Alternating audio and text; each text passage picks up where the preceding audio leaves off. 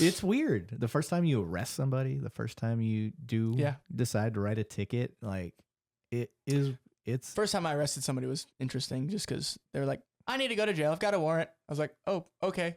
well, that makes it and easy. they put their hands behind their back. Yeah. I was like, okay. Just surrendering themselves. Literally. Yeah. Like, I think I have a warrant. Take me to jail. I was like, oh, okay. That makes my first arrest easy. Yeah. So that was your first arrest? phase. Yeah. Okay. Nice. Literally my first phase. My first arrest in Texas, we arrested 6 people. Oh, wow. Yeah. It was on one call. It was a big one. And I'm sitting there and I look over at my FTO and I was like, I've never arrested this many people at once, ever. It's like, so good luck. He's like, really? I was like, yeah, dude. He's like, well, it's going to happen more. I was like, okay.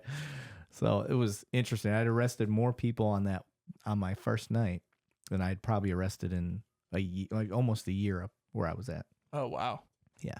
Crazy. So, yeah. Well, see, I only know where we're at, right? Yeah. So, yeah. And it's like, we'll get it. Well, I think how many a week? Yeah. You know, I've had weeks where I've done like 10, you know? Yeah. But I think it's 90% of police departments are like under 10 officers or 20 officers. Which is crazy. So, because yeah, on a busy night for us, you know, we have 3 times that. Yeah, I know. Just in our little area. So I want to give people some context of the area that we're talking about. This area that we're referring to that he works at and I work at currently is a lot like if you want to compare it to 6th Street in Austin, if you want to compare it to Bourbon Street in Louisiana. It's a bar area with all different types of bars that attract all different types of crowds. And a lot of those crowds clash. Oh, yeah. So fights. Yeah, fights. You'll get the preppy, college kids mixed with the vaqueros, the Mexican cowboys, mixed with a hip hop club, mixed with, it's just a whole bunch of different dynamics. You'll get your good old country boys down there too. Oh, yeah. And then you get people that are like my age that are down there with just to try to have fun with your friends. Yeah, just get some drinks. Bring their kids out and let their kids go party, and you just see their fish out of water down there. They're like, what am I doing down here? But there's literally thousands of people just walking around, and then when those bars get let out all at once, which is a dynamic a lot of people don't consider. People 10,000 people get out at the same time. Yeah, they're looking for 2 things. They're either looking for that last minute date or they're looking for a fight. And then the ones that aren't, they're the ones that left, when they knew the bar closes in 20 minutes, they're already leaving to beat the crowd. Yeah. So those are the ones that I like. I see them. I'm like, bar closing in about 20 minutes. Oh, they're leaving. Thank you. Yeah. The first wave of people leaving. Yes. Yeah. But that's the type of area that you got thrown into with as a rookie. So I chose it. So yeah. And this area has public order, mobile field force stuff, and protesters, and bike patrol is an option. You can ride around on a bike. So it's more than what a normal patrol officer would get where we're at. Yeah. Some of the smaller departments are like, so what? We do all that. Yeah. Well, you have to, because you're a smaller department. Yep.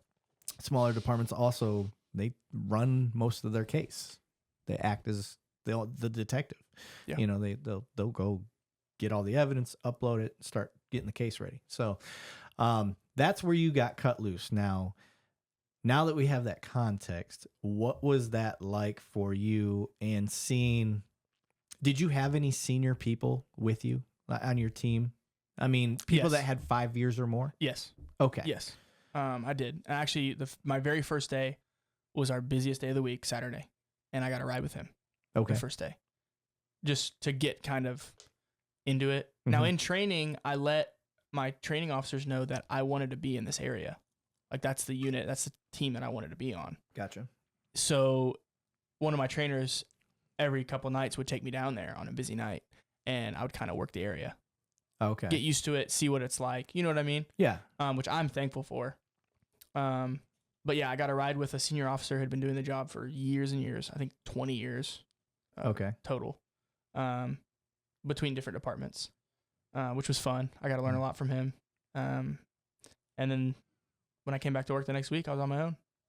Okay. And that's when I started running traffic and getting used to the area and creating relationships with bar owners, bouncers, which is general smart. managers. It's a smart move. And I know all of them now very well. Yeah, you do. Every single bar you go to, I know their head of security. I know the general manager. I'm very close with them, and I talk to them, have conversations with them, and it's been really good. Yeah.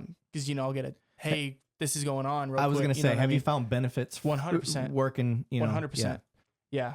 Not only just having I love creating relationships with people, and there's some really cool people down there. Yeah. But hey, dude, this guy just came in our bar and is doing this stuff, and if I didn't have that relationship with him, I probably wouldn't have known. Yeah, they wouldn't be like, comfortable. Hey, this guy's got this on him or whatever.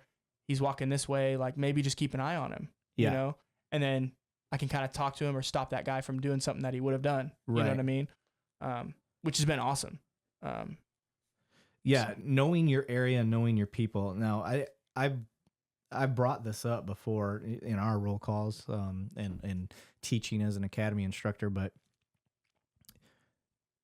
having those relationships does way more help than it will ever hurt, especially versus the latter of not getting to know them at all. Mm-hmm. And you see conversations go south really fast on calls out there when the officers don't know who they're talking to, when it comes to whether it is a bouncer or whether it is, general managers, stuff like that. I think it will always be more beneficial than hurt to get to know them. And I'm not saying you have to be their buddies or anything like that, but have conversations. Get to know the areas, and it will help out in the long run. It 100% does. For you, going through your first year and being with a lot of other new officers, because there was just about everybody that was over there was a new officer. I want to get into the good and the bad. So obviously, I think one of the good traits of having a bunch of new officers out there is everybody's pretty hungry.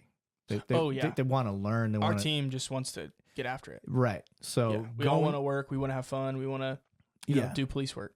Now, going through that, you see how quickly somebody with a good attitude versus somebody with a bad attitude can affect a team and stuff like that. So as a new officer, what was really